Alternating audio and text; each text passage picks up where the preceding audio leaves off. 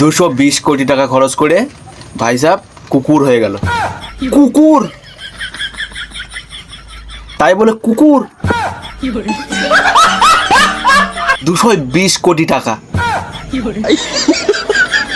220 কোটি টাকা।